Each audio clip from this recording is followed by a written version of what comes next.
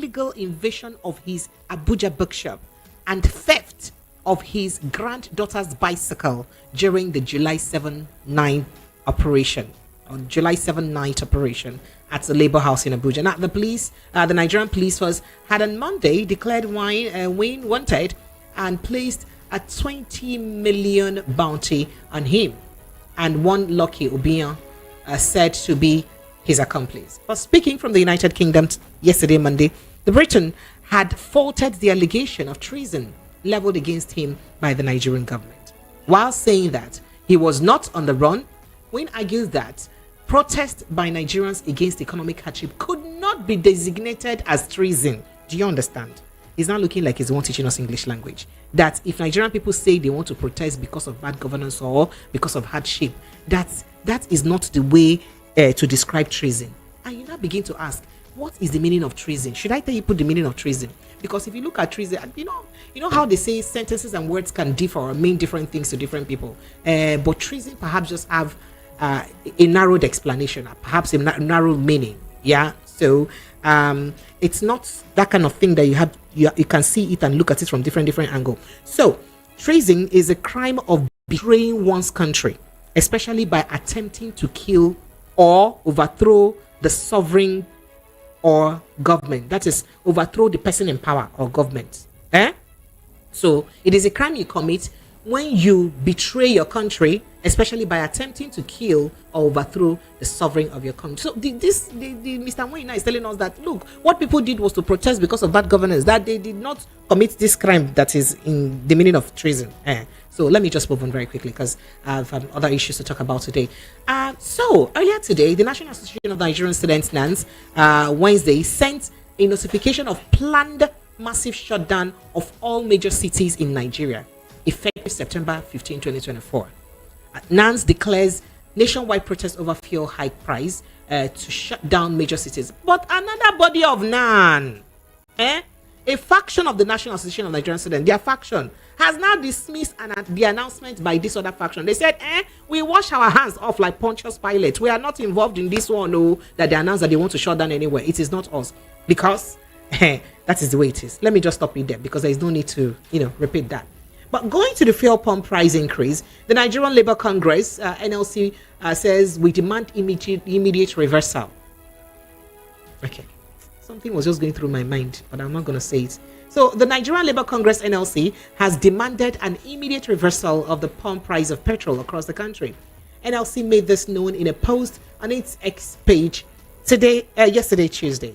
Now, the post reads, we demand the immediate reversal of the latest increase in the pump of PMS across the country. In fact, as a matter of fact, they even called it a betrayal of the agreement they had with federal government.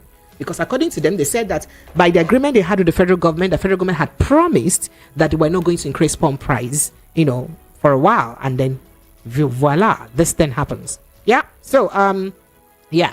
And then another story here, 45% hike in petrol price fails to ease distribution challenge.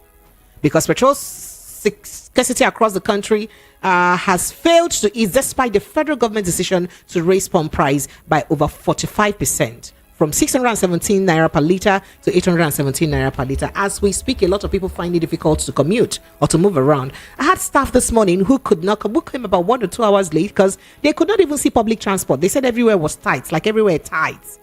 No motor. And then, of course, commuting around the city, you find out that people are, the queues for fuel are very long, extended. We're hoping that this increment will perhaps ease that burden very soon. But let's move on to politics, where PDP governors are asking security agencies to take note of weakest threats.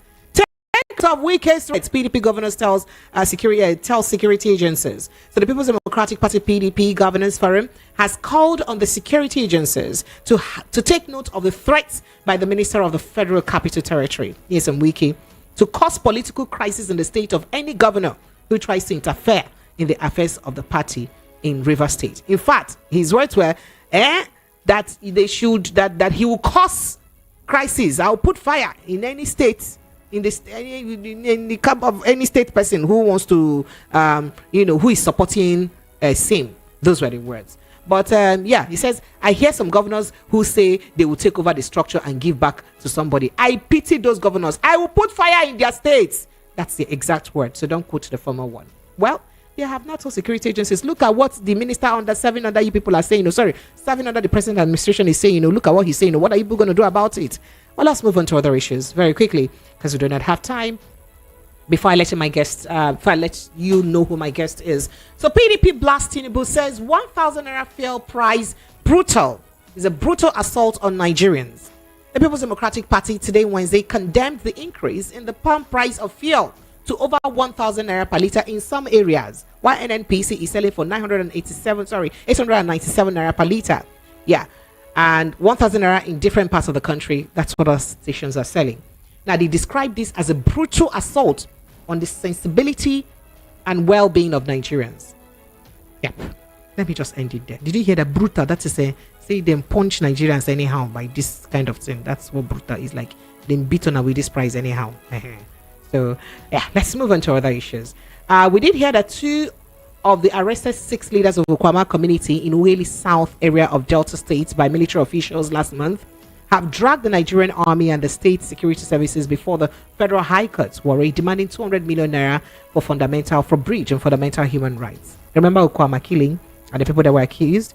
I just thought to bring that to the fore so you know. But then let's go on to what was trending throughout yesterday with David Hundeyi and the accusation of, declaring him wanted. As investigative journalist David Hundeyi clarified the reasons behind the Nigerian police force declaration that tagged him as an accomplice in the trial of whistleblower Isaac Tamono Befiri, also known as Pidum. Hundeyi, who spoke in an interview with, I think that was on News Central today, said it was not unconnected to truth-telling in an administration that sees truth as an affront.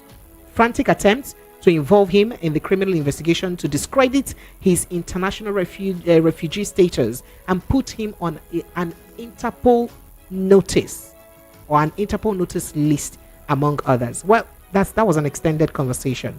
We did treat that yesterday on the show. Yeah. So let's move on now to other inter-party activities as I quickly introduce my guest. Yeah. So the Labour Party has been plunged into further turmoil as the Julius Abure-led faction disowns the newly appointed caretaker committee chairman, Nenadi Usman.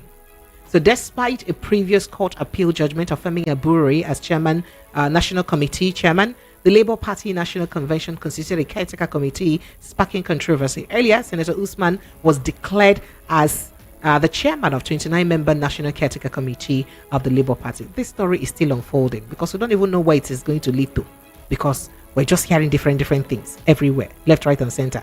What is going on? Okay. So, that's about it.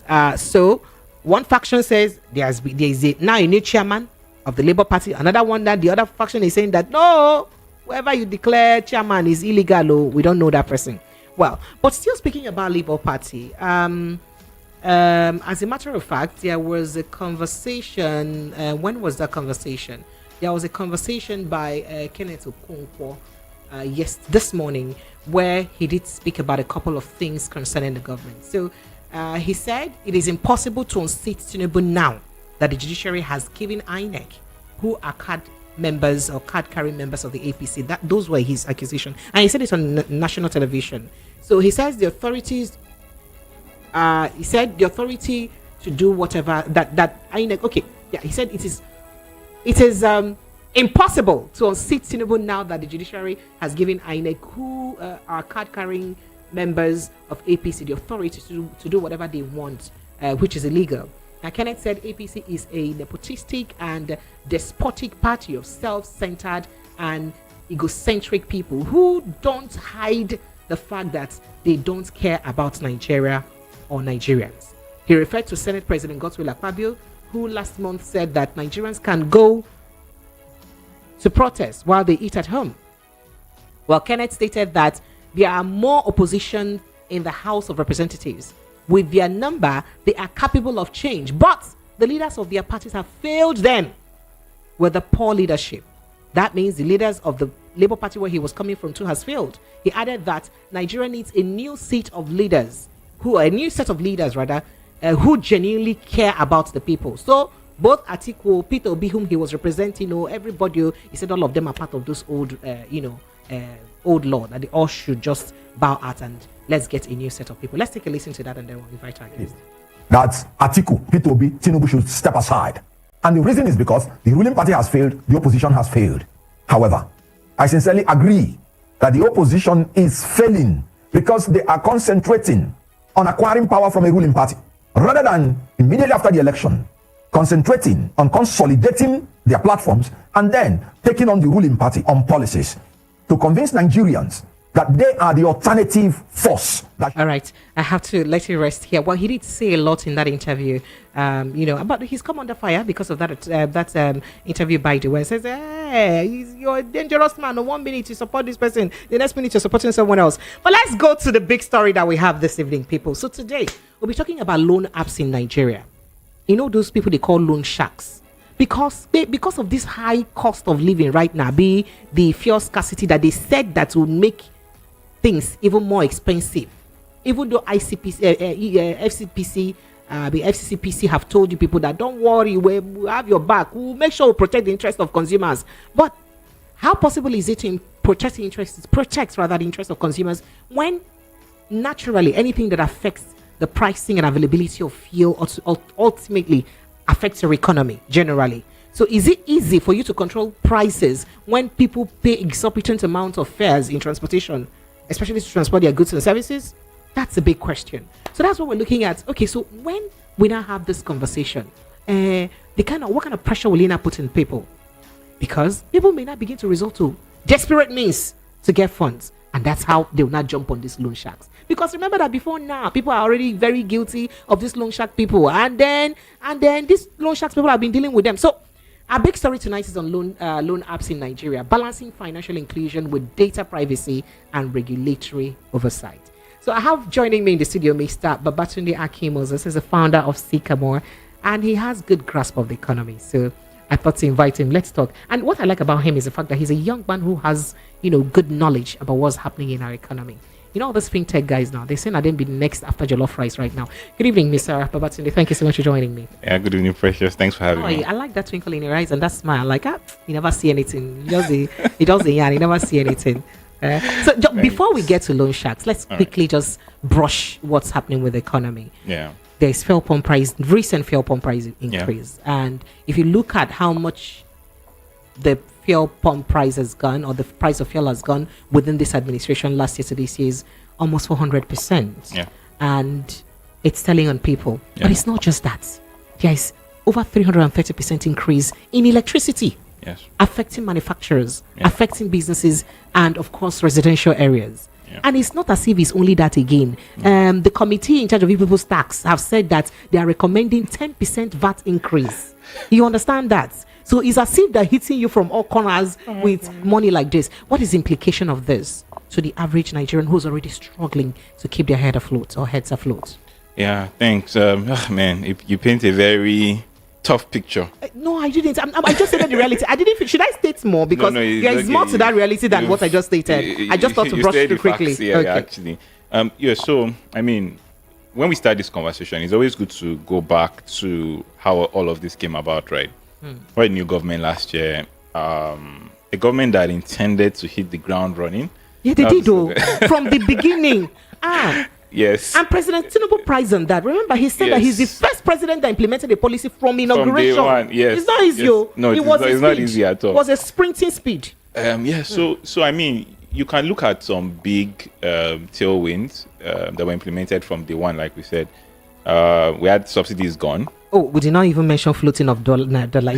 So we're coming to that gradually. Okay. So we had subsidy removed, only temporarily because the prices cut off very quickly. We had floating of. So you didn't believe currency. we removed it totally? Initially, it was removed, but it was removed with the assumption that if that was done and the naira was floated, the market rates will rest around 700 to 800 naira.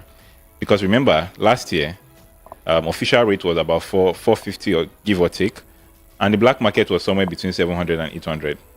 So the assumption from a lot of analysts was that if these things floated, it would stop at 800 or 700. That was the assumption that is the fair value of the naira. But unfortunately, that didn't happen. And we saw, in fact, earlier this year, the dollar was climbing, the naira to the dollar exchange rate was climbing close to 2,000 naira before it started coming back down. It has risen back up and it has settled somewhere between 1.5 and 1.6 now. So you had that. Obviously, you also had the whole electricity tariffs, like you mentioned. So there's been, overall, all these things, what's the impact? Cost of living, obviously, right? Cost of living has more or less tripled or doubled, depending on what you're looking at, right? Unfortunately, earning power has not increased that much. So you have people earning mostly the same amount of money, but everything we're all spending on has increased in multiple fold. So what's left is very little, right? You mentioned about what the fiscal policy committee is doing, Yes. and yes, some rates might be increased, but in fairness to them, a lot of rates would also be dropped, right? So they are looking Have you at talked about custom rates, import duties? Import. So the challenge with import duties, right? Import duties are what they are, but a big driver of the import duties is even the exchange rate that is applied. So if you remember, when we were arguing about this whole thing a few months ago, people were arguing that what is the rate for exports, and CBN had to be advising, customs had to be advising, because the thinking was, look, let's even have a rate we can rely on. That this rate is like weather. When It's like Hamatan weather. comes, it will be dry. When rainy season comes, in it will, fact, I always say that exchange. We talk so much about exchange rates in Nigeria that I think it's like an emotion now, right? It's like if you want to know if people are happy, just if the exchange rate improves, like everybody's happy, and if it goes worse, it's like Omo, you don't say exchange rate today, and it's like My goodness. it's almost so it drives a lot. And honestly, even if you look at all the reforms that we talked about, the exchange rate is the biggest driver. It's the biggest driver of everything. because we're import dependent. Is that We're it? import dependent, and we're not making enough exports, so we don't earn enough dollars. Even if we're import dependent, if we're exporting enough, if we're making enough USD, it wouldn't be a problem, or enough FX, as the But case how may do we be. make that enough USD? How do we export enough? So some people have had this argument. When you're thinking of FX, you are thinking of two broad policies. You can do import substitution, or you can do export promotion. The challenge that I think, and a lot of other people have also argued, is we always talk about we should make our own, which is right. Production. So move from consumption to production. Now you talk. It sounds like a lyrics. You see the lyrics. The lyrics right very now. sweet now. Very good. Yes, consumption to production, which is great. But what we've not said enough is, okay, how do we then export even the ones we have now? And even if we invite companies to come, see what has happened in the last few months. Manufacturing companies have packed up. Don't tell me that. I feel like crying. So Quite a number of companies. Yeah, quite a number of companies. But something that they could have, or even the government could have promoted and explored too, is to say, look, you are here, right? You say consumer power is low, consumer purchasing power is low. But the fact that you are here doesn't mean you have to sell to people here. You can have your factory here and serve a foreign market, right? You can have your... Okay. I wanted to say Nigeria is a big country in Africa, and the African market is huge. It's big. It's big. The African market... And Nigeria is an excellent place to be a center. Yes, exactly. So the conversation doesn't always have to be centered on only import substitution. We can look at export promotion, but everything still comes to ease of. But how about the business. enabling environment? Because people are talking about double taxation or triple over taxation of businesses Absolutely. and all of those policies that makes it a bit more difficult. Because people even have complaints of the fact that if in fact manufactured goods are even cheaper. Sorry, imported goods are cheaper than manufactured goods because they just have to pay their import duties and all that and bring it in. Because manufacturing in other countries appears cheaper than manufacturing in Nigeria because of the taxations. I mean, and they've not spoken about lights too, because they have to produce that we're like our own government in Nigeria. You have your own water, you have your own security and your own light and all that. So what does all of this portend? And where does it keep the average Nigerian? Going back to that question, I didn't forget what I asked. I mean, the truth is that most of us, not just the average, because we are Well, yeah. You know, we get the poor and rich. I feel like say middle class don't cut off now. So all of us will. I know about myself. I'm the only middle class left in Nigeria. You're lucky. I'm part of the poor of the poorest. So please, if you have any alawi for the poor of the poorest, please send it down. Well done. I think for most of us, we are caught between a rock and a hard place. That's the truth, right? Whoa. So it's either bad or it's bad. Man, it's tough. So in the coming days, what are people likely to see? Because fuel has moved over about 200 naira again, step higher. Oh, over 200 naira step higher. So only for fuel subsidy, right? There are only 3 options, right?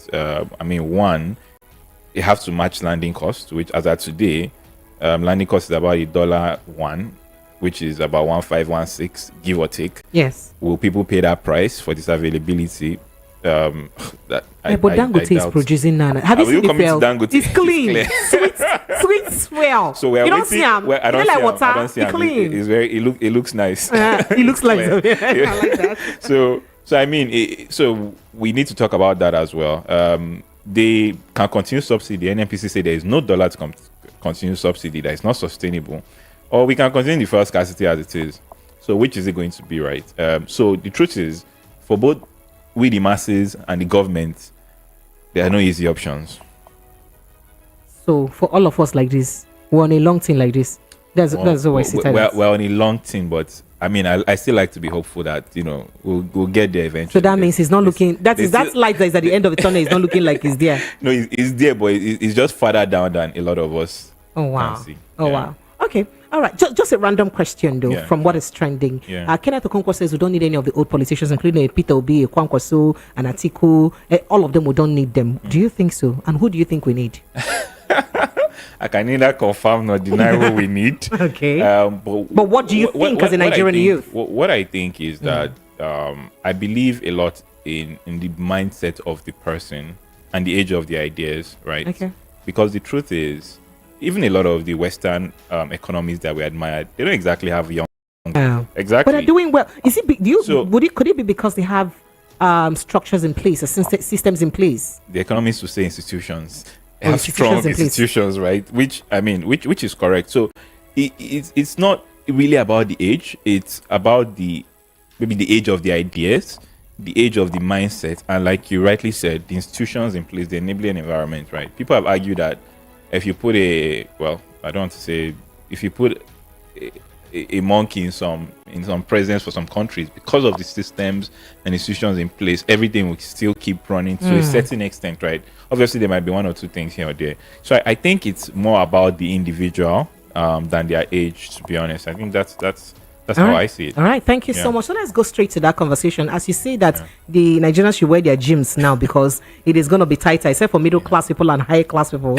Middle class people like you and high class people. So let's look at the reality and then what its implication will be, especially when it relates to loans and all of that. The reason I thought to have this conversation, schools are resuming on Monday and parents they're not having it. And the schools too, they have to stay afloat. Parents are also sourcing for loans and easier ways to jump in on finance to fund school fees and all that.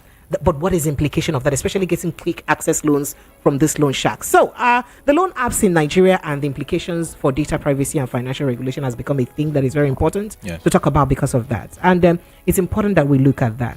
So let's understand, what's your mindset on the loan apps?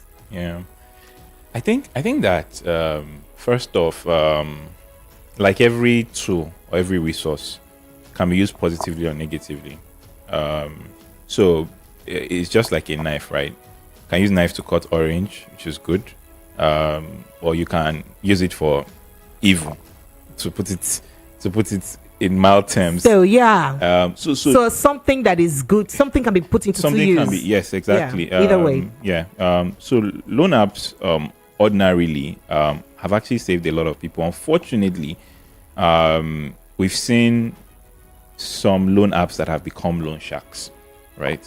So loan apps in itself is not a bad thing, but it is how it's been used as loan sharks by some entities. And I don't know if this is a good place to even talk about like typical characteristics of loan sharks, right? You have exorbitant interest rates. And when it is so as much as 40% for some of them, that's Yeah. crazy.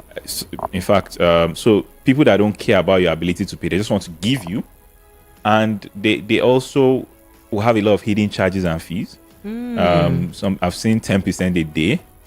Oh, wow. And ridiculous amounts like that. And the worst, which a lot of people have unfortunately been exposed to, is also the fact that intimidation and threats when the borrower hasn't repaid, right? So these are some of the ways you identify.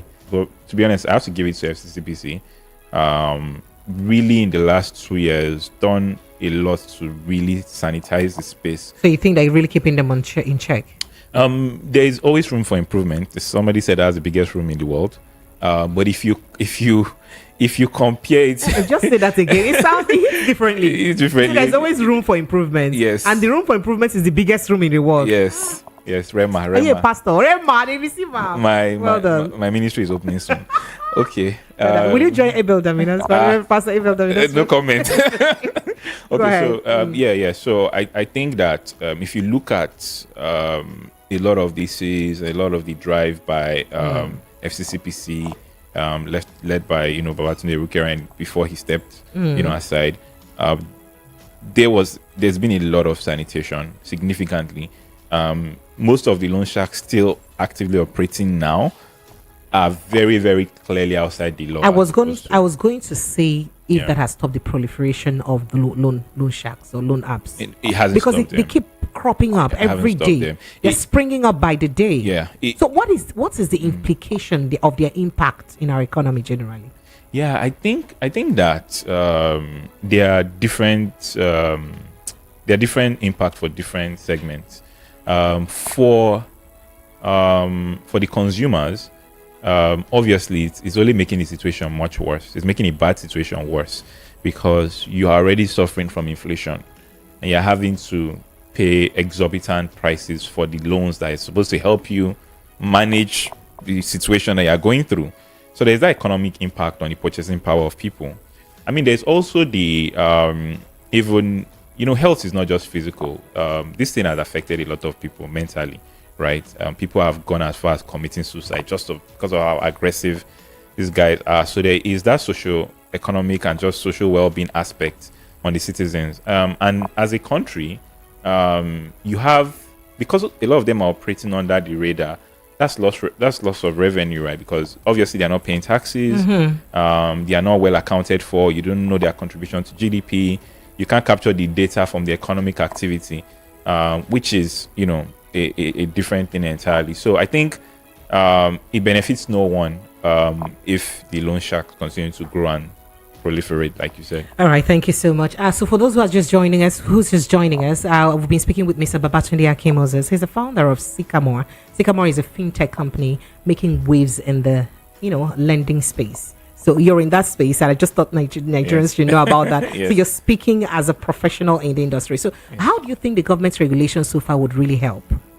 Yes, I think because government haven't done bad on on regulation pertaining to lending specifically, because right now I would tell you, because we have an app on Play Store and Apple Store, an App Store rather, you need to actually get I wouldn't have mentioned the name of your company, so you won't give us a subtle advertisement, but it's okay. Just go ahead. Yeah. So I was even speaking to the fact that because of some of the work that has gone up in cleaning the space in the last 2 years, you actually need a data protection audit now to verify that you're not violating any data protection laws. Because I was going to ask you about the data protection. Exactly. Yes. So now you need an approval from the FCC before Google even lists you on the store.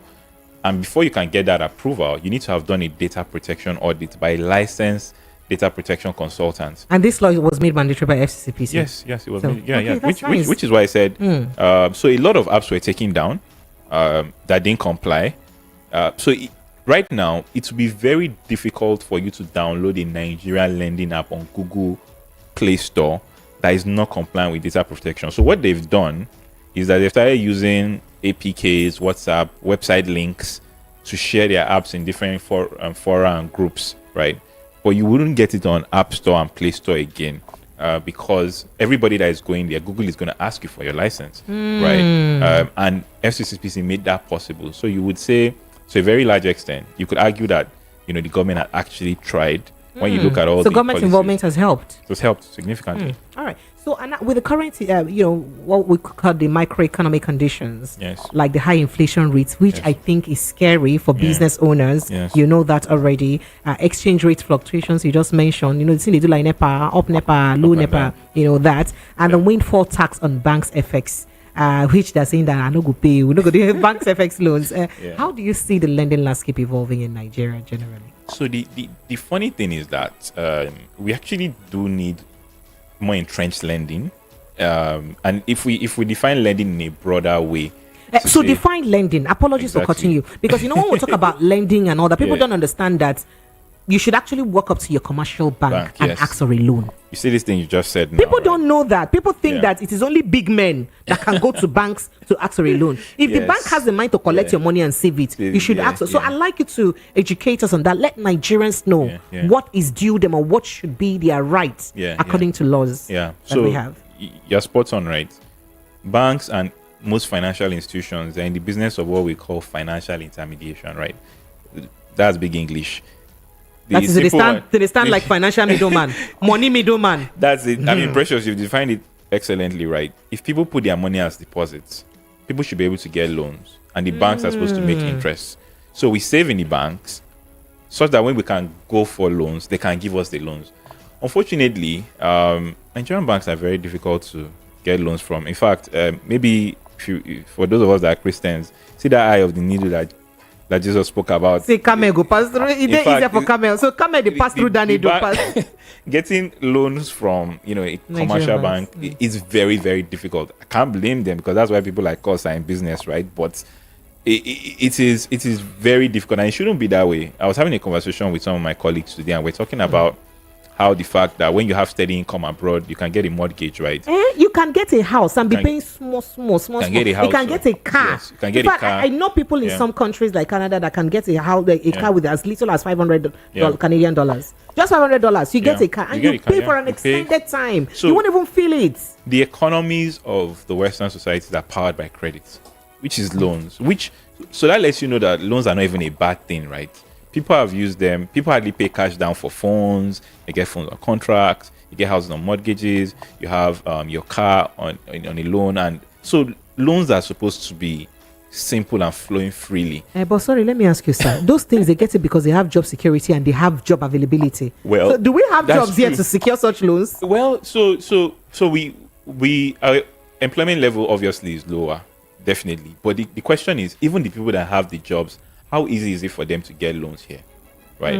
It's one thing for us to say, everybody, some people abroad can get loans because they have jobs. Okay, some people have jobs here. Why don't they have houses? Why is it so difficult to get a mortgage? And it is very, very difficult because it looks like the way the system is structured now, it looks like the financial system serves those that already have. So it's like the rich getting richer, and So that means it will be easier for a Dangote to get a loan than me. Even though I should have needed that loan more than a Dangote. I'm just giving an example. No. You're absolutely spot on. That's is that what you're trying to say? I'm trying to make an example. Yeah. I like my people to understand this so they know what is due them. You're spot on. It's right. definitely easier for Dangote to. I mean, even the which is good, and we like that Dangote is in business. But I mean, the banks have supported the refinery, and we like that they've supported the refinery. But support us too. It's not only support Dangote, because now we ain't go sell to, and we need money. We need money, to buy in fuel. Yeah. So it should go around, but it's concentrated now for a few people, for the haves, and then the have not, something else. Interesting. So why again? I ask. So what do people do, or what are people supposed to do if they want to seek access a loan from their banks? Yeah. So what should be the ideal criteria? Okay, so basically, if you're trying to get a loan from anybody, there are two basic things that the banks are trying to assess, which is willingness to pay and ability to pay, right? Ability to pay is the easiest to establish. When you mentioned, we're checking if you have a job, not just a job, we're checking your cash flow. because this is a loan, right? It's not equity for your business. You're supposed to pay back within a stipulated time. No be dash, no be grants. No be dash, no be grants. They will check your ability to pay, which is what is your cash flow over time. So it would ask how you've been making money, whether you're a salary and a business person. People want to know whether you have the ability to pay. Now, willingness to pay is a bit more tricky because you're trying to assess this person's character, this person's integrity, because there's somebody that have money and won't even pay, wouldn't want to pay, right? I mean, we all have stories of friends and family we've given soft loans to, and heaven will come down, and these guys have not paid you back. So the banks are also trying to establish willingness to pay, and if you're not using a lot of sophisticated technology like some of we fintechs do, and that simple way to check would just to check your loan history with other companies. That's why we have things called credit bureau. So see the loans you've taken in the past, how have you repaid them? Right, so you're taking your to check your credit history, your like they credit do in other countries. Like in other countries. So we have credit bureau as well here, and you can also check people's history. And if you've been paying people back, it's an indicator that you are willing to pay. Right. Okay. So to do all of this, you need documentation. Obviously, you need to. If you're a salary person, you need pay slips. Most people have to bring their bank statements. For certain types of loans, when the loans become higher, you might need collateral as well. Obviously, the amounts below which you might not need a collateral, but for most part, it's really a lot of documentation, and that is why financial literacy for business is also important, because some businesses are doing enough to actually get it, but they don't have any documentation to apply. So you say, "Oh, bring your financial statement, bring your evidence of paying tax, bring your business records." Because some businesses may need it to expand, and they are expand. stuck because they can't actually make that happen. Perfect. So I know you're also into investment advising and all that. So Yes, it's yes. important that we do that. Yeah, What's your take on bank stocks? We're talking about stock of like- so I like to know. Yeah. I don't want to say what's the investment. What's the advice on stock generally? stocks, I don't want to differentiate between Nigerian stock and other foreign stocks. stocks. I don't want to differentiate, but I like to take broad view, rub yeah. your mind on that, because perhaps pick your mind on that, especially because a lot of Nigerians feel like they've not had a very palatable experience with some stocks, and then meanwhile their counterparts abroad are making it big with stocks too. So what makes it different? So interestingly, even in Nigeria, we've had a lot of people that have also made money, but there are some subtle differences. So I think one, just back to the banking stock specifically, the whole Nigerian stock market got very active post consolidation in 2004. For those of us that are doing child for this time, people bought stocks. In fact, I don't want to mention companies. Let me not do free advertisement. I have family that became stockbrokers. They were analyzing the stock market. These guys were this. How are those stocks doing today? So obviously many of them didn't do well. I don't want to make reference to certain videos that are trending about people lamenting. But the challenge we've had is a lot of those stocks over time, they haven't performed very well for different reasons. And a big driver, I don't want us to keep going back, but even the ones that have performed very well, now general stocks, the exchange rate is not making it look attractive or appealing, as the case may be, right? But if we've had a lot of, the thing about Nigerian stock market is extremely volatile too. So people that are following and people that understand the technical analysis are able to get in and get out on time. So what I would say is, but that for some others, stock is a long-term investment. It's not yes, I understand getting that. and get out situation. I understand that. That's why I'm saying that it's always good to try, even if it's expensive. This is where working with professionals sometimes helps, right? A lot of people can't give good advice because, again, I know a lot of people say that making a killing from this same stock market. But I think generally speaking, we also have a very what some people would define as shallow stock market, in the sense that very few people are trading, right? We have less than 1 million people, about 1 million people at best, trading on Nigeria stock market, compared to number of people in banking. And our stock market is not even half as active. I say half. 10% as active as, I don't want to mention New York stock market. I don't want to go there because it will be an insult. So no, but that's part of why, because some of the stocks are not liquid in terms of people are not buying them and selling them every day. Doesn't have volatility. It doesn't have volatility. It doesn't have. It's not easy to even. You might even buy some, and might be more difficult to dispose. So there's a lot that of means work. if you buy them, if you remain for your hand. Possibly, there's a lot of work. I think that is somewhere that I mean, there's been improvements, because if you look at what's happened on NJX, you know, they have a portal where people can buy stocks. There are a lot of apps now thanks to fintechs. So there's a lot more involvement, but it's still a lot of work that needs to be done, because part of how the markets will get better, more robust, is people trading actively on it. And the more you're trading on stocks, you know, the more activity, there's more demand, and the price will just surge over time, right? Which is why, you know, when certain people say they have invested in certain stocks, the price goes up. I don't want to call their names, but yeah. All right, so let's look at fintech now. Yes. Fintech has become like the new oil money in Nigeria. But before we get to fintech particularly, Yeah. let me ask this question about fintech. What is it that the fintech companies are doing that are commercial or mainstream banks are not doing, especially in terms of credit alerts? Like, you people would have transactions go in a fleet of seconds, but the one that I have sent things to another, I will be waiting. I would have. But sometimes you would have even finished spending. What's going on? What are they doing differently? I think there's a lot of innovation, and there's a lot of the fact that a lot of we fintechs built our technologies on current infrastructure, and honestly, the size also helps you move faster. So are you saying that the other people are using Old Testament? Are people are in New Testament? Well, you're the one that said it, not me. No. See, I like to break things down to the understanding of my people. You're correct. So the challenge is, I mean, for those of us that have been banking since, we used to use tally in the bank, you queue, right? So you collect number, you bank. In fact, you don't eat a bank, come back, save your number 53. Before you get to your turn. Yeah, you know, so the banks adapted very quickly, and to their credit, you know, Nigerian banks were some of the first that did instant transfers in the world. Like, and NIBS enabled us to have, you know, instant transfers. So those systems were there.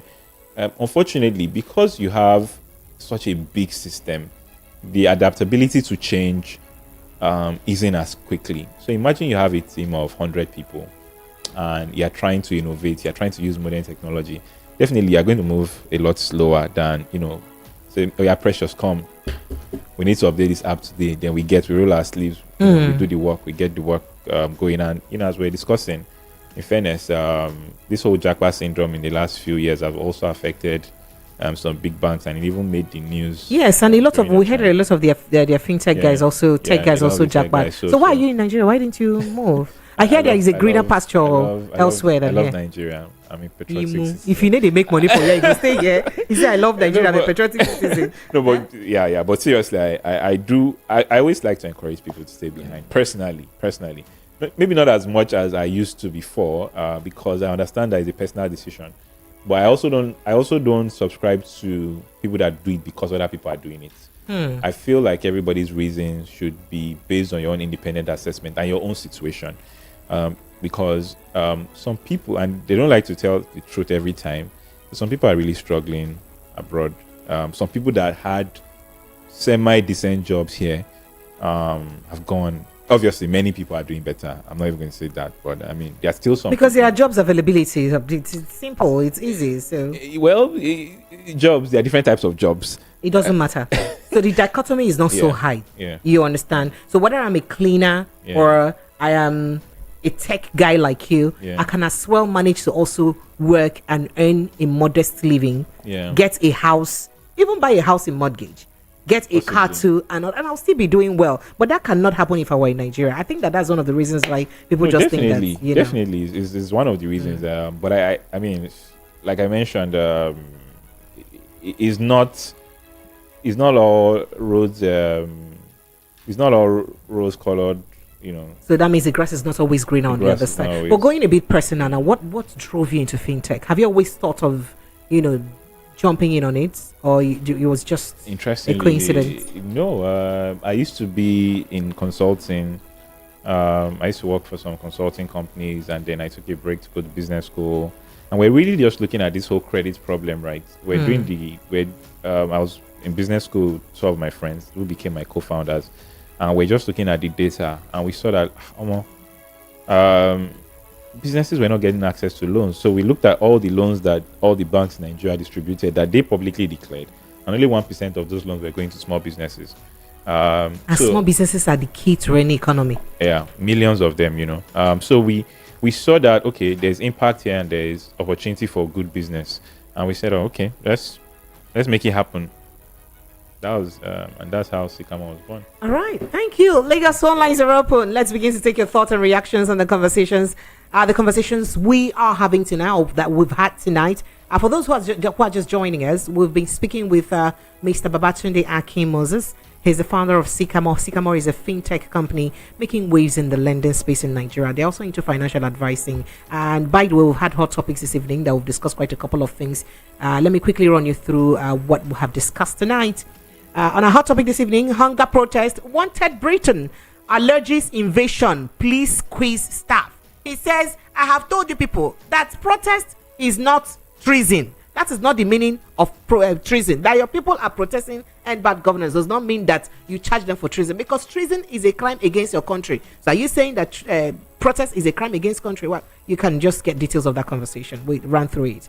And then I also told you that NAN declared, a faction of NAN declared nationwide protest over fuel price hike to shut down major cities. But another faction now said, no, it's not us. We wash our hands off like Pontius Pilate because we're not them. So they said that they are not among. So now that NAN's National Association of Nigerian Students are now factionalized, one faction is for ye and the other faction is for nay. What do we do? NNPC fuel pump price hike.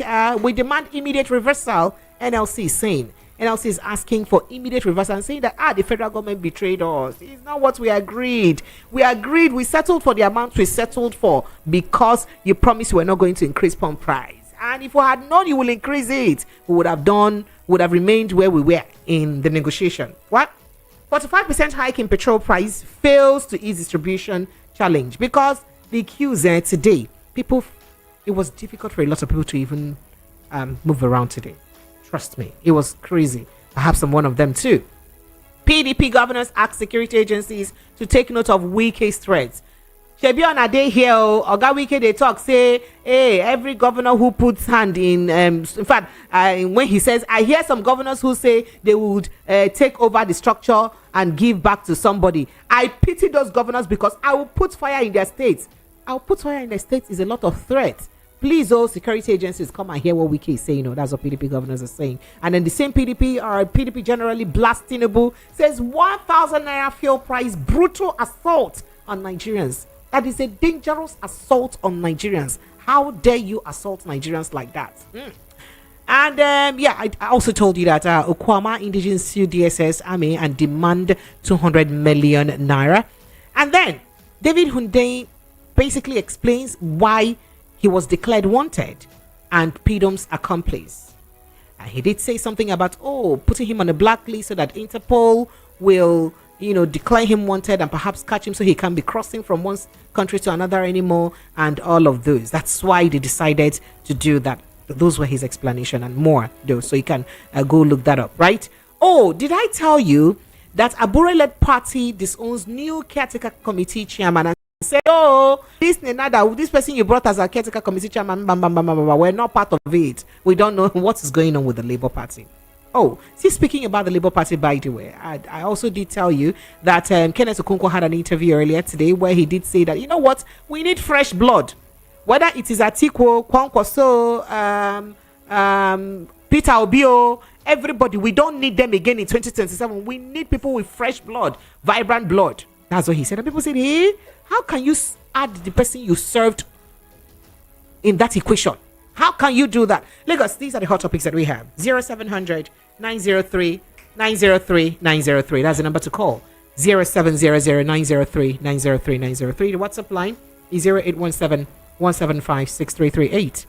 0817 175 6338. That is the WhatsApp line. You can call the WhatsApp number and you can also decide to call us on direct call. Yep.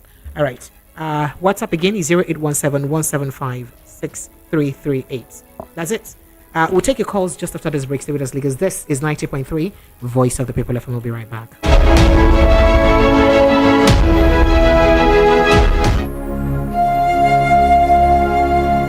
With gratitude to God for a life well spent, the family of Ayinla Fatunke announces the passing away of our father, grandfather, uncle, and brother, Pa Benjamin Babatunde Ayinla Fatunke, who passed away on the 30th of July 2024 at the age of 96.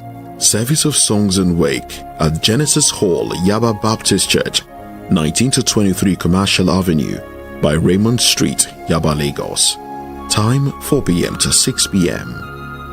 Live in state between 9 a.m. to 9:45 a.m. and celebration of live service by 10 a.m. at the same venue. Interment follows immediately. Announcer Mayowa Fatunke for the family.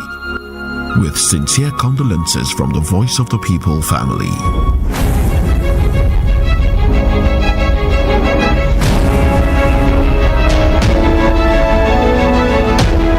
Yes, our heartfelt condolences to the family of Fatunke there over the loss, demise of their father, their patriarch. May his soul rest in peace. Lagos phone lines are open. Let's begin to take your thoughts and reactions on the conversations we've reached tonight. 0700 903 903 903. The WhatsApp line is 0817 175 6338. Hello, good evening. Hello, good evening. Good evening, welcome. What's your name and where are you calling from? I'm Mr. Victor. I'm calling from Faja area, Lagos. You're welcome, Mr. Victor. Go ahead. Thank you very much. Please, I want to talk about Kenneth Okonkwo. Okay, sir. Yes, I think Kenneth Okonkwo is confused because he served P2B at the last election, and never knew the kind of person he served in his portfolio. P2B is not meant to be the harsh, the kill and the grab it kind of person. And that is not the kind of leadership we need in the country now. We need somebody like P2B, not the grab it and crash people again. Because the one we have now is not serving us well. So we don't want people, we want people who are cool-headed, who are so calculative and articulate enough to handle this country. That is the kind of person we need. In terms of Kenneth Okonkwo, he should go and put his own election. He can come up and talk about election, his own election, on how to bring in, become a president by himself if he wants that kind of thing to happen. That's exactly what I want to let you know. All right, that's your thoughts. And then they have, yes, in addition, please let them believe Nnamdi Kanu for us. All right. Thank you very much. Thank you. I appreciate you. Welcome. All right, this message here says there is opposition, but the government has kept deaf ears to them. Atiku and Obi constructively criticizes and even offers solution to problems, but the APC administration wouldn't take or wouldn't listen. That's what you're saying. Going by what Kenneth Okonkwo says, that you need someone who would criticize the government, effectively. Yep. All right. Phone lines are still open. Lagos 0700 903 903 903. Hello. Good evening. Good evening. Hello. Good evening, Precious. You're welcome. Well done, though. Thank you. My name is Mayor from First Tax. Mayor, you're welcome. Go ahead. I want to comment on Kenneth Okonkwo. I think he's hard time. He should advise himself. He's one thing. He's talking a lot. Some people said, listen more and talk less. This thing he's talking about, how many times have P2B and Atiku made contribution to this government? Did they listen? Now, the government that they say they are pursuing democracy is clapping on even people who protested against Hunger. They are now giving them the level felony. Is that the government that he's talking about? If he's a supporter, they will let him go and advise him on how to run a democracy. Or if he wants to contest, let him contest. I'm sure he cannot win his local government election in his state. He should stop people with all those utterances. If he wants to contest, let him come and contest. Allow these people to breathe. Allow us to breathe. He's nothing alone. I think it's as a distraction. People should advise him. Thank you. Go and rest. Hello, good evening. So help me turn up the volume of your radio sets, please. Okay, I'm sorry to You're welcome. Go ahead. This is calling from You're welcome. Go ahead. Yeah, what I'm saying about Kenneth Okonkwo is that he's speaking too much. And I noticed that he's still living in bondage. He should be knowing what to say at this time of the court. Since he has removed himself from the Labour Party, I think he's trying to find a way that he will fix himself in order to make more money. We shouldn't be saying all this thing at this point of time. That everybody is looking for a way out. This government, everybody knows what we are going through. We should be calming down. Everybody, everything is not about and they should know that people is doing so we should be coming down and know the kind of words we speak. Every time we go to legislature, TV station, we speak as if we want to. If they give him power, he will do everything by himself. We should be coming down, and they know how he talks about situations. This is all I have to say. All right. Thank you. I appreciate you. Thank you so much. All right, going back to more messages. Good evening, Precious. Anyone saying that P2B should step aside, that opposition have failed Nigeria shows that that person does not want Nigeria to become a great country under P2B's leadership. Leo sent in that message. Good evening to you and welcome. Hello, Precious. Yes, please, go ahead. Precious, good evening. Ogajo from Bariga. Mr. Joe, you're welcome. Yes.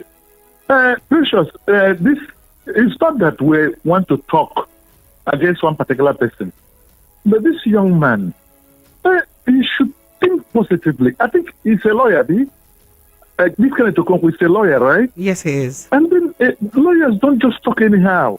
He will just come out and talk anyhow, talk against talk anyhow. Please, people should warn him that you should know how to talk. And again, about petroleum. So, Mr. President knew he wanted to put money on petroleum. That was why he traveled to China. And he pretended he traveled to China to go and bring investors.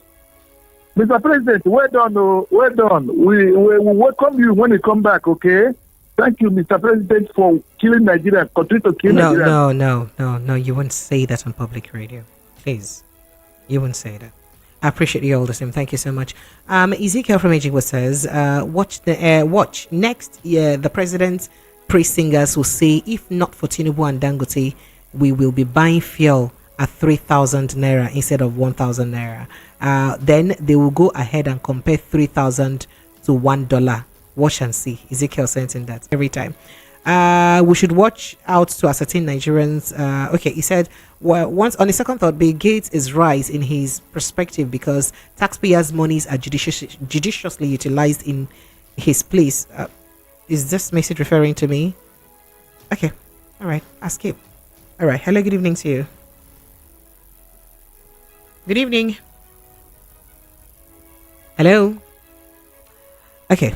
Good evening, Double P and your guest and entire management of UOP. It seems that the NNPC is trying to hijack Dangote refinery, leaving our own refineries not functional, because if Dangote is to allow to sell direct to Nigerians, our daily consumption will be known. The price of PMS pump price will be automatically reduced. Reduction in importation of PMS, as this will reduce the pressure of foreign exchange. The above are the conspiracy behind the hijack. Who is is to protect masses from continued dying of hunger, as the president of NLC is perhaps toothless and that can only and that cannot do much. Well, I'm coming back to this your message. I think I need to take a break and take some calls. I'll get back to you. Hello, good evening to you. Hello. Hi, Precious. Good evening. Jova Loan Shark. Precious, how are you doing? I'm very well, thank you. I'm super. How about you? I'm coping. You'll be fine. See, greetings to our guest. I don't know our guest's name. His name is Mr. Babatunde. He's a fintech guy. So in case you're interested in getting into fintech. Precious, you know how to get the best, Good evening to you, Mr. Babatunde. Yeah, good evening. Today usually would have been the day of Dr. Deji came yesterday. Maybe Prince Chilaka wasn't around. But it's good to have you in our house today, Mr. Abatunde. Thanks for having me. The promise at the backyard, I greet you. She's Precious, really at the you back. just Go took ahead. it. Yeah, you took it from my mouth. That message you just read now, you took it from my mouth. The honest truth is that, yes, whoever that wrote that message actually took it from my mouth. You know, it looks like that. NNPC or NNPCL, whatever they are. So you believe now. that there is some conspiracy? Of course. Of Precious. not so that we don't ascertain the is. exact. Now, Mr. Ambassador, I see you smiling. Okay, we'll get to that conversation. Go ahead. Let me tell you why I believe that. Why do you believe so? I believe that is that, you know, Dangote was asked the question, how much are you going to sell this petrol? He did not answer that question. That question was not answered. So I think they are trying to make sure that Nigerians will never know how many liters of petrol have you been subsidizing. There was a man that was interviewed. This particular guy was interviewed on another radio station I listened to this morning, and the man said that no subsidy was paid for the past 7 years, if not 8 years, that this thing called subsidy is a scam. That is why some people are of the opinion that a liter of fuel, both imported and whatever, does not, you know, take up to 300 naira. But they have, everything is shrouded in secrecy. Nobody knows. If not, I had expected, because this issue of NNPC was one of the things making the headlines before the election of last year, that as soon as the president came into office, the first thing would have been, what do we really consume? How much liters we consume a day in this country? That is how you can ascertain whatever you are paying for, because you can't have a business running and you have not taken stock. Even the commonest Igbo man who is doing business on the streets do take stock. It is by taking stock that you know whether you're growing or you're diminishing in business. But that did not happen. So at the end of the day, we are now being told that nobody is paying that, what's it called? That the NNPC is into debt. And the next thing you will do is not to allow us know how many liters we consume a day. Now you're taking over. Dangote can no longer sell to anybody in Nigeria apart from the NPCL. So you can imagine. So that's why I believe that. And again, Precious, before I drop, let me quickly say this. Let me say this before I drop. You see, the truth will be revealed one day. Whether we like it or not in this country, we'll get to know the truth one day. But for those whom, whether they are living by the time this truth will be told, or they are no longer alive, their name will go down in history for something good or for something evil. So let me drop here for now. Right. Good evening, Precious. I appreciate you. Thank you so much, Joval. Thank you very much. So, Mr. Babatunde, I saw you, grinding while he was saying that.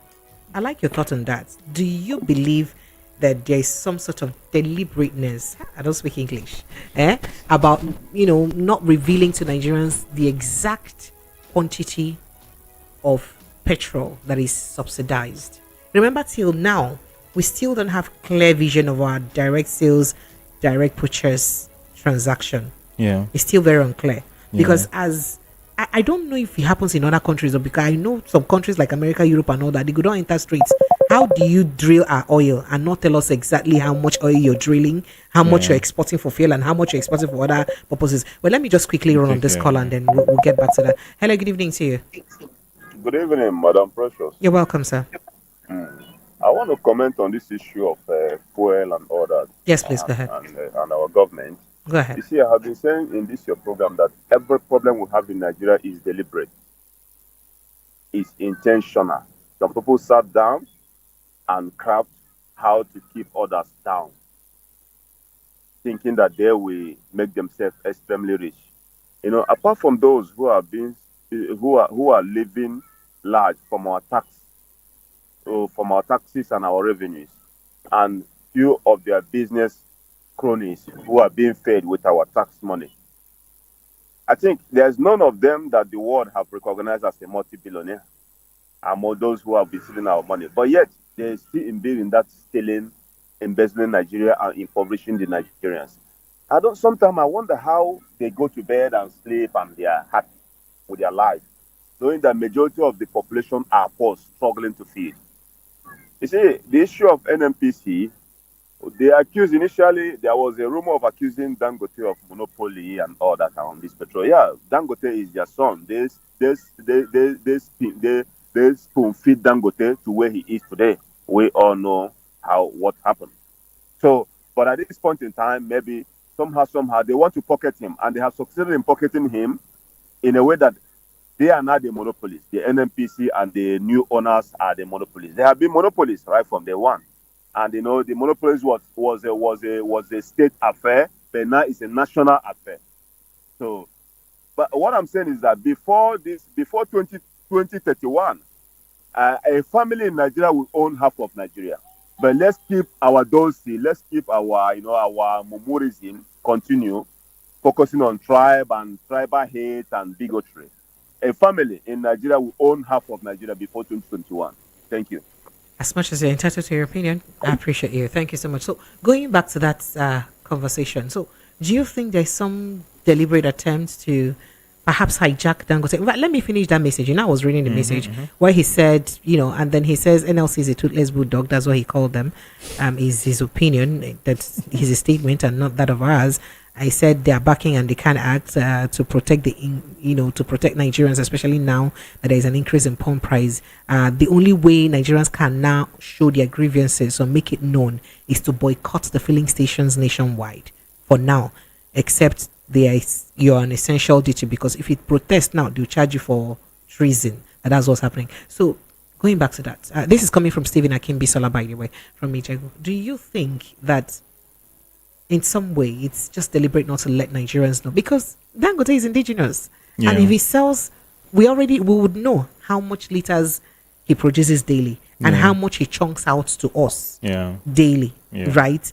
So that means there will be some sort of accountability different from what we already know by the NNPC, because still today, even Mele Kyari, the GMD of NNPC, I appreciate you, is yet to tell us the exact amount we import, the exact amount we consume daily. How is it that we don't have accurate data? You're a fintech guy now, so you fintech people, you have these facts and figures correctly. So please enlighten us. Yeah, so there was a time NNPC actually used to tell us how much liters we consumed per day.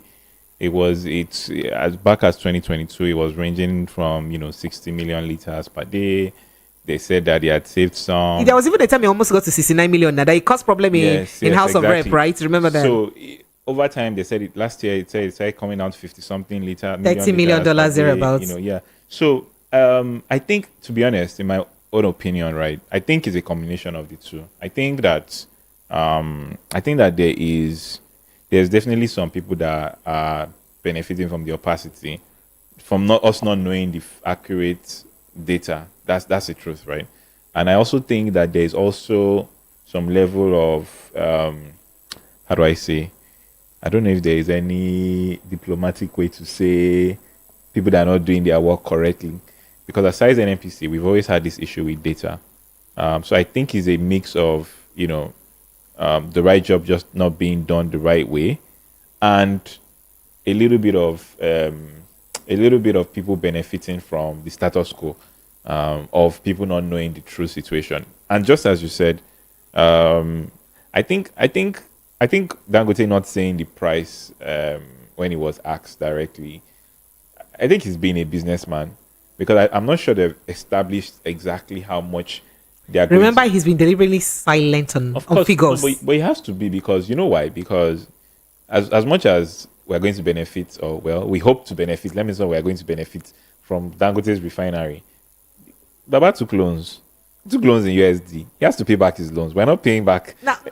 We're not going to pay his loans for him. So he has a business to run. He has a business to run, right? Now, if they sell to him in Naira, maybe he has some leeway to make it maybe slightly cheaper, the Naira value of it, if they sell to him in Naira, which is also, people are still wondering, okay, how are you going to do it? Because but they're not even giving him enough to sustain him. So that's the problem. So if they were giving him enough, he can say, because I have enough to sustain. Yes, so that's the challenge, right? You're asking people that typically sell in USD to sell to this guy in Naira.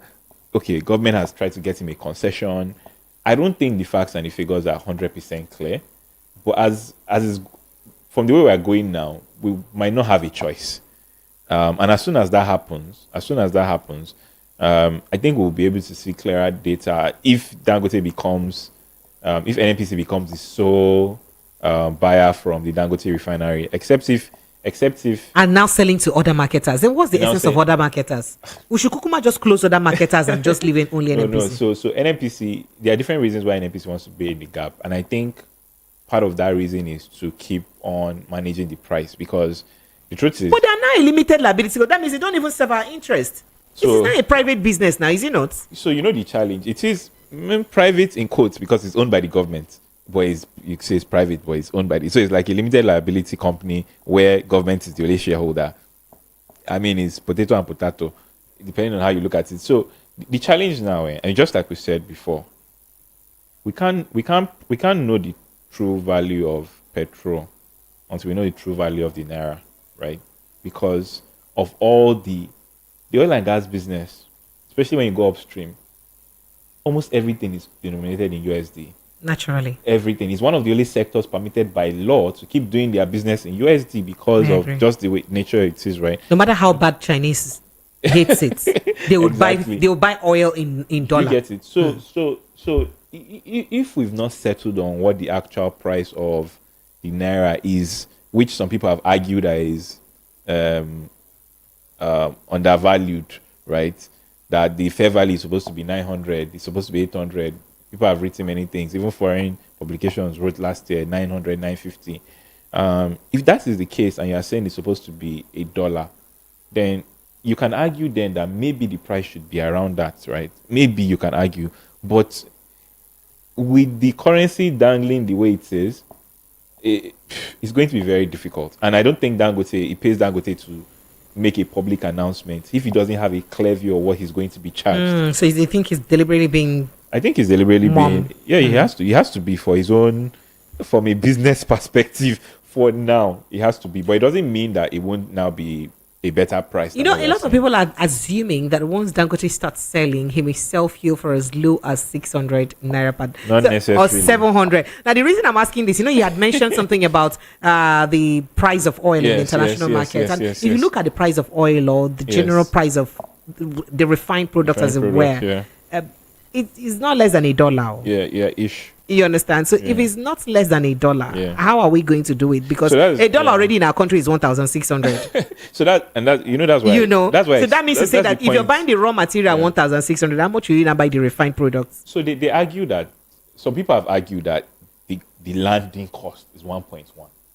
So the argument now is that since we're not going to be importing again, or since we import less, let me not say importing, let me assume, because Dangote will ramp up gradually. The question now is how much of that landing can we attribute to importation? That is one, right? So even if it comes a bit less, how far lower can it go? If you use your analogy of saying it is $1, let's even assume it's $1. Let's even leave the argument of landing costs. We're still at the same 1.5, whatever. So what can make sense now is something that can potentially happen, and this is me just speculating. If NNPC still buys from Dangote at 1.5, NNPC can still do their under recovery to manage inflation and still sell to under recovery. Wait. That is still do their subsidy. Is he under recovery now? Is still their subsidy? You know what? I was going to make that differentiation from a very nice caller. So how do I explain it? So there's a difference between under recovery, subsidy, and what is it? A shortfall. There are three different grammars. Both of them are shortfall, but subsidy, or the classic subsidy was that. Hold on now. Is it a classic subsidy? Classic. There's classic. Okay, go ahead. The classic subsidy before was that people would buy. Let's use today's prices. People would buy fuel at 1.5, assuming it's happening today. Independent marketers will sell it at whatever price. They will now come and say, look, I sold it at the 600 naira you said I should sell it. Give me my 900. So there were a lot of scams because people were not buying, people were asking for subsidy, they were not buying. So there was that, it was very opaque and people made billions, people cleaned out. No, but is that the way subsidy is meant to be? No, is subsidy not a situation where perhaps the landing cost of this product is 1 naira. I'm sorry, Okay. is 2 naira. Yeah. And then you look at it and say, no, this 2 naira is too much for my people to buy. Yes. Let me sell it at the rate of 1 naira to marketers. Marketers sell it to my people for 1 naira 20 kobo. So that And make 20 kobo profits while I pay the remaining 1 naira for my people. Is that not what it's supposed to be? So that's what's happening now. So that Is it not the same subsidy? no, no. The Why are you calling it shortfall and windfall the subsidy. The Uh-huh. subsidy was people claiming it before. That was the old subsidy. That's why this guy said we've not paid subsidies to marketers. Let's rewind. It's very simple. It's one way they hold your head. It's very simple. Before, me, independent marketer, I'll go and buy. I'll now come and claim. What was happening before is that people were not buying and they were But claiming. for a long time, NNPC were the sole importers. So they are the only ones buying and selling to the marketers. That's what it became when he went Okay. to there. That's what he became Okay. during Buhari's time. Okay. What was happening before was under Jonathan. Okay. So during Buhari's time, we moved to DSDP from what they call offshore processing arrangement. So now NNPC is bearing this cost. The way you described it, that's how it works now. NNPC buys everything, sells to the marketers, and say, "Look, I'm bearing this cost on behalf of my people." So that's what they are calling under recovery, and that's what they are saying. So they are bearing the subsidy themselves, as opposed It to paying is still it to, subsidy No, now. It's still And subsidy. then let's call it the name that Nigerians know it as now. Like we're garnishing it as if let No, me it's take not- this call. I'm coming back to that. Hello, good evening to you and welcome. Hello. Precious, good evening. Good evening, sir. Who is it? Mayor from Ikochegbe. Mayor, you're welcome. Go ahead. Precious, Sir? please tell our president to go and build more prisons for Bakari. Where are they today? They all kept quiet because they promised Adeboye, vice president, who is a human Oh please. Oh please. Oh please. You will not share such conspiracy theories. You will not share such conspiracy theories. Yeah, apologies. I would have to let you go, sir. I'll have to let you go, sir. I'll have to let you go. Please, if you're speaking to me, please speak with facts and then don't come with conspiracy theories. So let's go back to that your windfall, shortfall, and what did you call under recovery and all that. Bottom line is that we're paying. Yeah. I'm coming on. See, my phone has been buzzing, and it's very unfair to leave Nigerians out of this conversation. Hello, good evening to you. Hello, good evening, Precious. Sir, you're welcome, sir. And today, how are you doing today? We're fine, thank you. What's your name, sir? Emeka Tony, Chicago. Oh, Tony from Chicago. You're welcome. Go ahead, sir. Yeah. So what I want to comment about is about our president going to China for investors. Yes. I To think- woo investors to us, like marketing, you know, understand? Hello, sir. Are you hearing me? I can hear you very. I said to woo investors to us, to push investors Whatever to come to who, us. or to capture investor, whatever language, just to bring investor. Mm. In my people, they say a bird at hand worth millions outside. No, Mr. Tony, You you have don't to understand get- something. You know that the president has to be the chief marketing officer of the country. What about the people living your country out, going out? People have different Yeah, interests. I'm not going to hold those people first. The ones that are already on the ground know what is the problem for them. Why are they living? That to go and bring. Since he has gone into power, he has been talking about bringing Dubai, in India, anywhere going to bring, but we never see anyone. And this issue about Dangote, if you watch Dangote last interview, he was like a wounded lion. They have wounded him. That man is not exactly. Let me remind you. When Dangote opened up that refinery, some presidents were there. Buhari was there, but Tinubu was not there. Have you accepted? And then still tell people to sell NNPC or direct NNPC to sell oil to him in Naira. It's not Is the possible. NNPC that opened the refinery for Dangote? Is it owned by NNPC? Why are you going to dictate to him what to say, who to say to? Why are you doing that? It's not part of frustration I'm telling you about. And then other people are hearing it. The China people are hearing it. And then you're going to try to bring people investors. They are your own citizen, indigenous son, cannot even breathe. I thought about, well, let us keep praying that they will not seize his jet, president jet in China. Because those Chinese people that they can see the jet and then it could become a big problem for us. Nobody's seizing anything. But the one they see, what did you do? They are not releasing. The one they see, what did you do? They are not releasing. What of this one that you throw with this one? Now, okay, Chinese. Okay, I won't say anything. Thank you. Let's just keep praying. I appreciate you, Mr. Tony. Thank you so much. Appreciate it. So are we going back to that conversation? Because it's important that you help us explain how shortfall and under recovery is not subsidy. you guys, you have the again it's so somebody's bearing the difference. Is it not when somebody bears the difference that is subsidy? Yes, because the person is subsidy is bearing the difference so that you can buy it less. Yes. Is it not what subsidy is? It's what subsidy is. Then why do you not call it another name and make it look like it's different thing? No. But in the other conversation you had, they say potato potato. Yeah, but now yeah, you're not calling potato potato. You're calling it something else. No. The difference now is that if there is most likely corruption in this one that is happening now, it's happening within one entity because it's one entity that is buying it.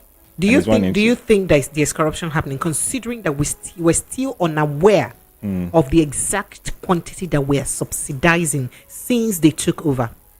I mean, you can't. Shouldn't Nigerians be aware of how much quantity we're subsidizing? Of course, Nigerians should be aware. I don't think it would be smart or reasonable for anybody to say confidently that there's no corruption in any Nigerian government. Low baton, you've answered me. So there's some sort of corruption somewhere. Okay, let me rest my case because you're not a government agent, so I cannot put you under the bus. Hello, good evening to you. Welcome. Hello, good evening. Yes, you're welcome. Thank you. It's a pleasure to meet you. I greet you too. Welcome. I'm very happy to you now. I can't hear you. I don't know what's happening to the line or network. I thank God for getting you today. Oh, congratulations. Is it that difficult to get through to us? Chai, sorry. So we have over 1,000 calls sometimes from this show. Yes. Busy. Sorry. My name is Valentine. Okay, sir. Okay, sir.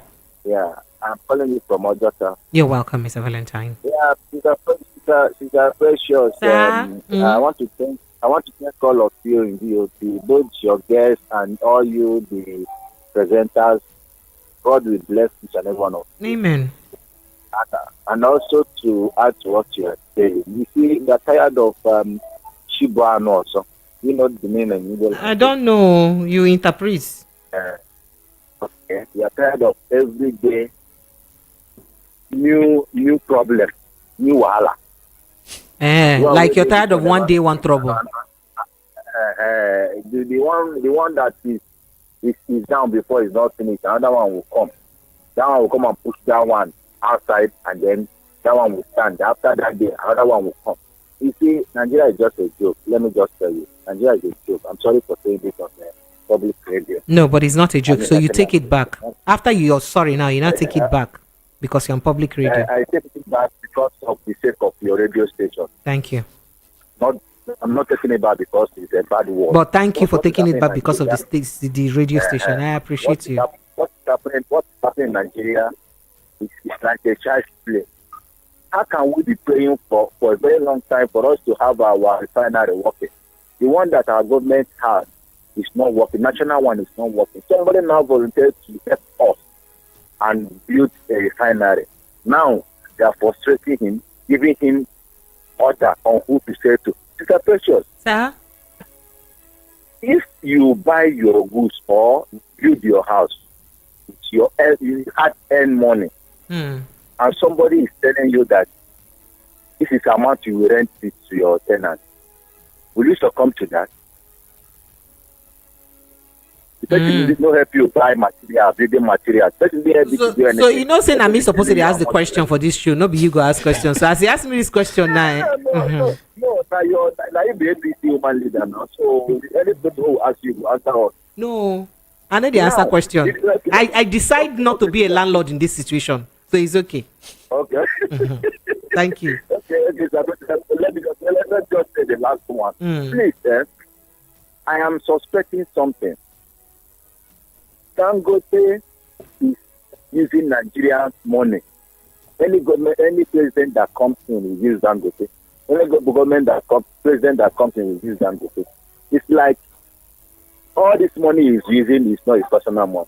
That's why the government will have the guts to tell him what to do and who to sell his product to, and he's keeping quiet. Okay, that's your thoughts. Thank you. I appreciate you. Every product is Nigerian. Thank you. Nigerian money. Thank you. That's what you think. Is your opinion? So let me quickly run two messages then.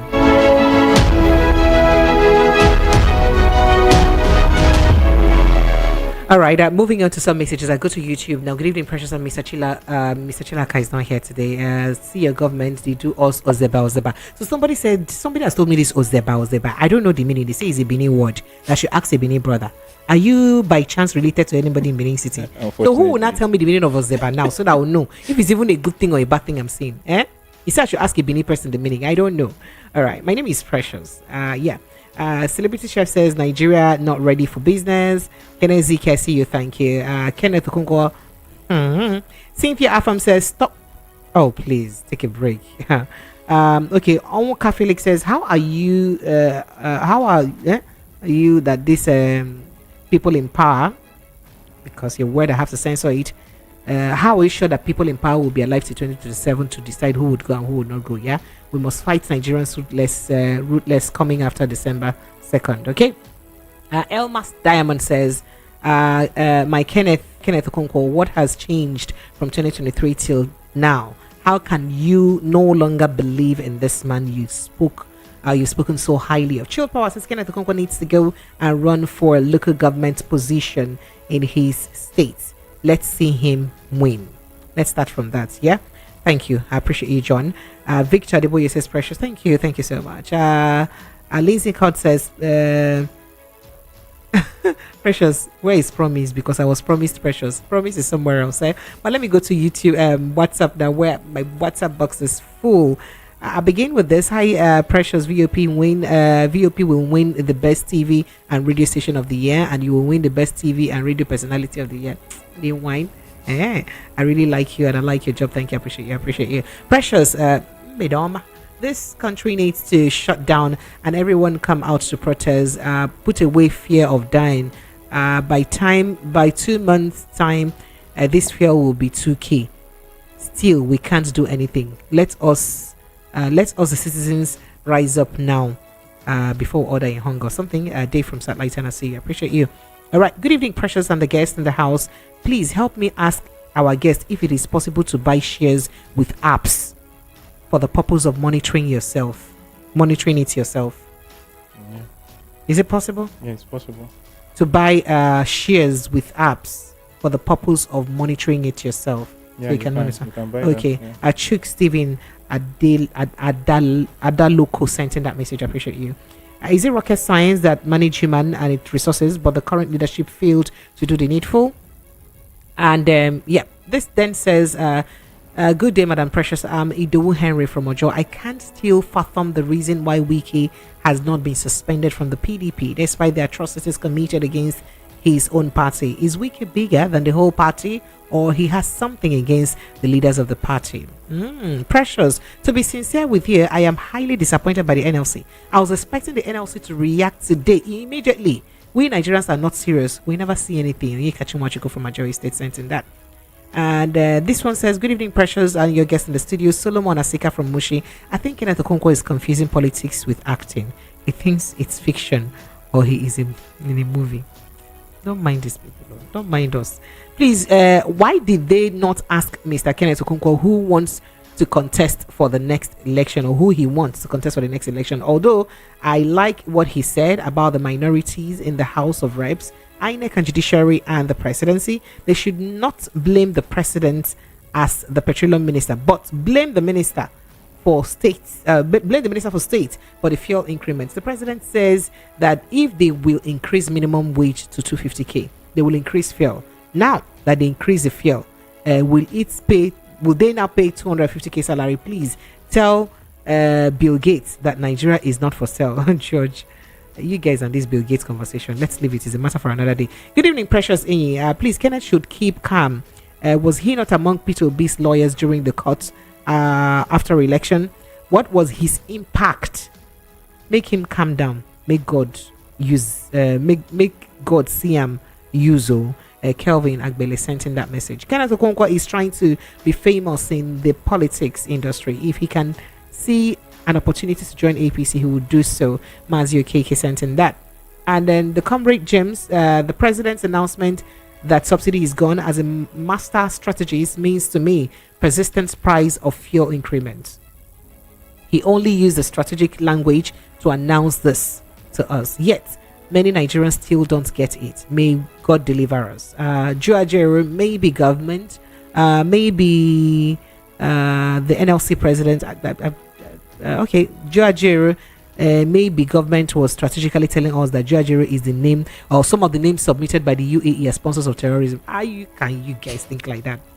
And then, mark my words, a bag of rice will reach in 2025 will be 500,000 naira, and pint of rice will be 300k or 30k or 40k, and fuel will be 3k a liter next year. God forbid, God forbid, God forbid.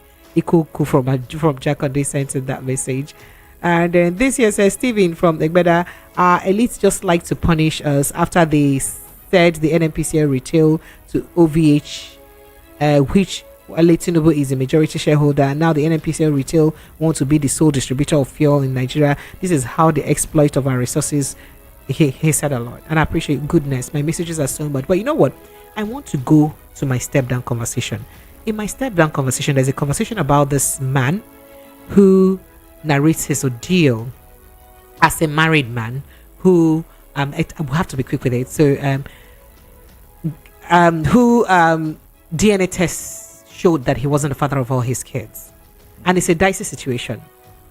Some people are attributing it to the fact that perhaps he had health issues and couldn't do anything about it, so his wife helped him to go and supported him to help get children from another source. But let's take a listen to this, and then let's look at what's the ideal situation a man can do in a situation like that. So we usually have a segment we call Step Down, where we water down the conversation after all this, and this was as interviewed by one of those social media guys who run such interviews. Let's take a listen. Yes. Are yet to do DNA test for your children. This video is going to make you think twice. This man was married for more than 16 years. He had 4 children, but unfortunately, he never knew that those children did not belong to him. It was only last year that he decided to conduct a DNA test. So Lucky Udo from YouTube, Instagram posted this. Is his story.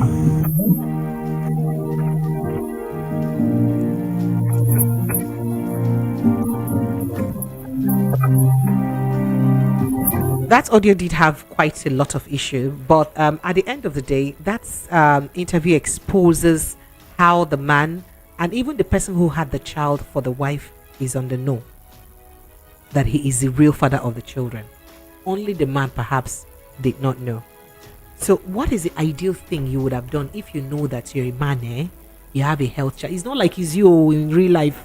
I'm just saying, like you have a health issue that perhaps would make you unable to father a child, and then you run a test and it proves so, and then you perhaps don't seek for other medications or other stuff, and you tell your wife, let's believe in God will help us have children, and your wife tells you, don't worry, God will help us, and somehow she gets pregnant, and God in his miracle working ways makes it happen, and you keep thinking it's God. If he eventually knows that she got help in getting pregnant to give you a child, would you get angry?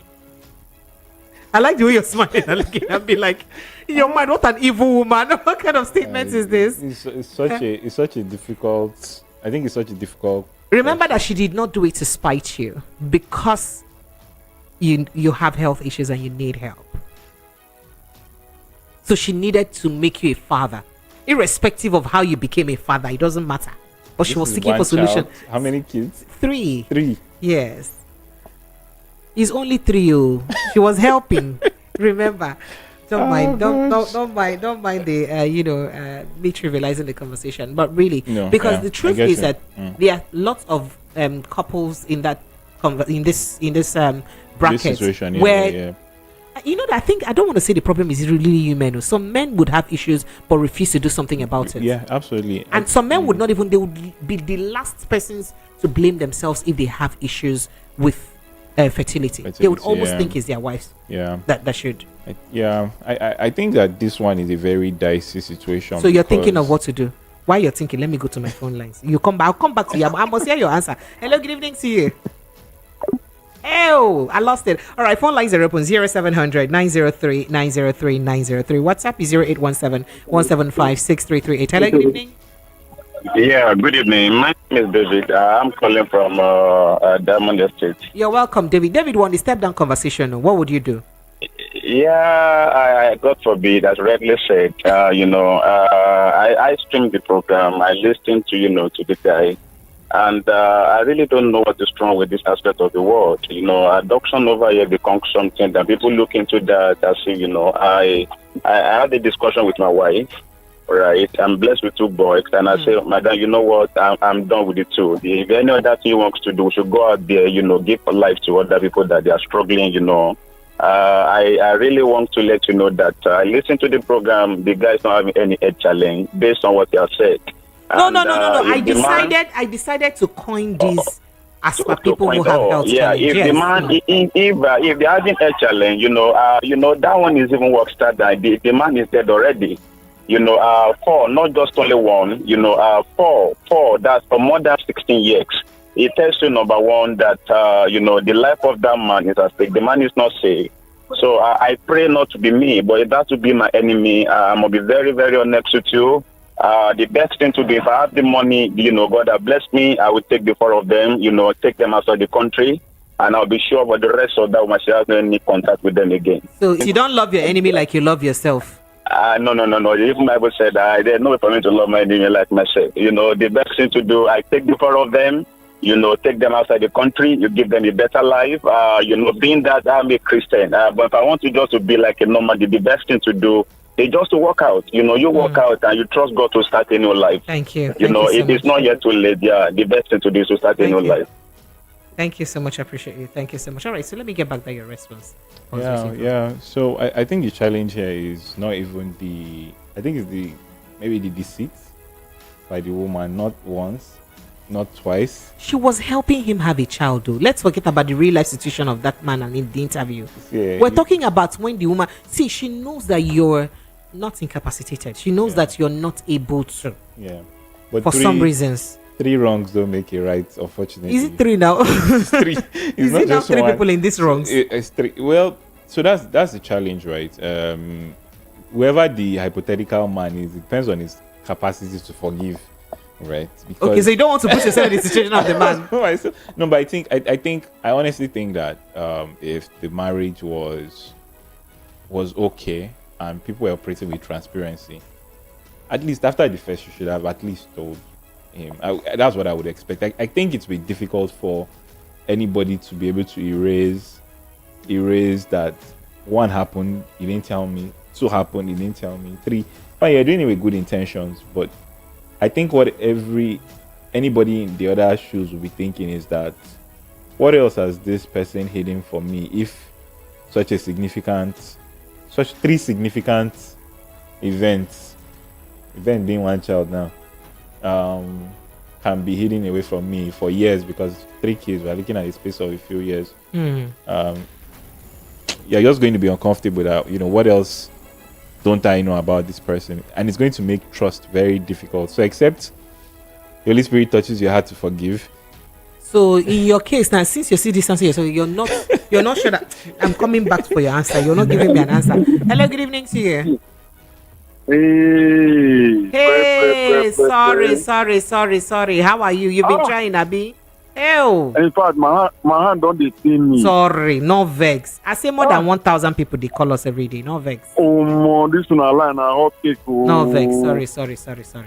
All right, no problem. Let's go to the agreement. And Mr. Henry, call for a better. You're welcome, Mr. Henry. Let's go on. Thank you very much. Well, God forbid. My question is that must somebody live with a child?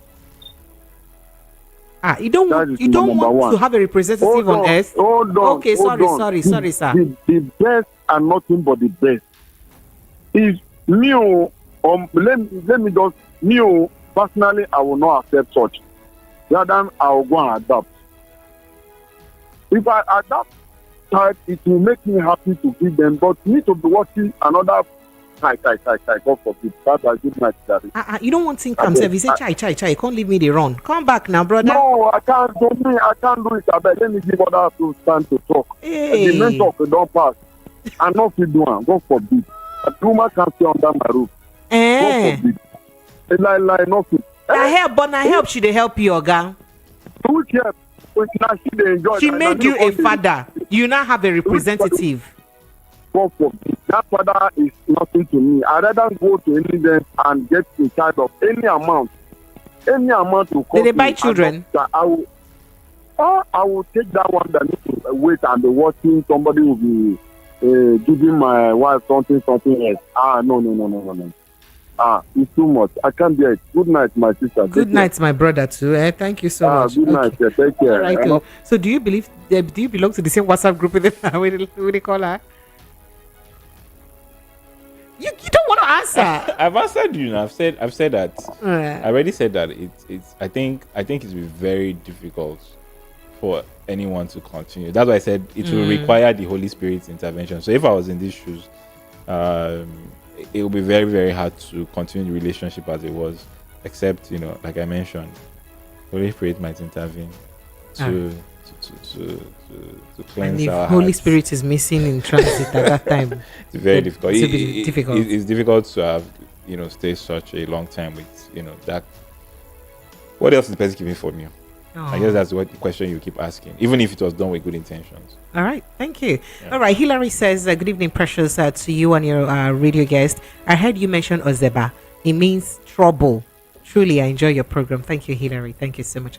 All right, so your part in short generally on anything that interests you in this conversation. Okay, I think we've discussed so many issues today: economy, politics, a lot, and I think we can all agree that things are not easy right now. Not easy for anybody, including Dangote himself. so it's like the rich also cries. The rich also cry, right? So it's tough, and I don't think this is one of those situations where both for people, for the government, you might not see a silver bullet where there's going to be one quick fix. Something will just happen and fix all the issues. I don't think we're in that kind of scenario. But as always, personally, as an optimist, I would say, look, you need a good reason to keep going, to try to still be hopeful, because you owe it to yourself, right? Not to the external environment, because you are living for yourself. Okay, so just a quick one. I just remembered now. I wanted to make if you can help us make a quick comparison on what the loan industry has been like prior to this administration and this administration, from your experience. Have you guys witnessed more people come for loans in this administration than the previous? Yeah, there's certainly more demand, yes. Oh wow, there is more demand. That means Nigerians are more need of fund. Yeah. Oh wow. I just wanted to get that understanding, and I think it's better to hear from you. Thank you so much for joining us. I appreciate you. Ladies and gentlemen, he's been an awesome guest who's joined us tonight. His name is Mr. Babatunde Akin Moses. He's the founder of Sycamore, a fintech company, doing very well and making wave in Nigeria. Thank you once more for joining us. My name is Precious Enyi. Thank you for being a part of the show. I love you guys and I appreciate you. Do want to follow the station across all our social media handles. But if you want to follow me, not like my village people, I'm at Precious Enyi TV on YouTube. Precious Enyi TV on YouTube. I see all your messages on WhatsApp. Oh goodness. And this one says, that woman is simply wicked. Very, very wicked. That's what you said. And Enyi Naya says, this night is that I feel so bad for the trauma the man will be going through. Aww. Traumatic thing, and the woman is evil. Is evil. A kid is help, but 3 is wickedness. Okay, if she did 1 only, it would have been understandable. But would you forgive if it was 1? Okay, all right. Thank you so much. I appreciate you, Lagos. My name is Precious, and you want to catch me on Instagram, where my most active social media handle. Did I say Instagram? YouTube, my most active social media handle. You'll be at Precious Enyi TV. Precious Enyi TV. Enyi is spelled ENYI. By the way, it means friend. And I love to be your friend to the end, right? I'll see you again tomorrow, hopefully. Good night.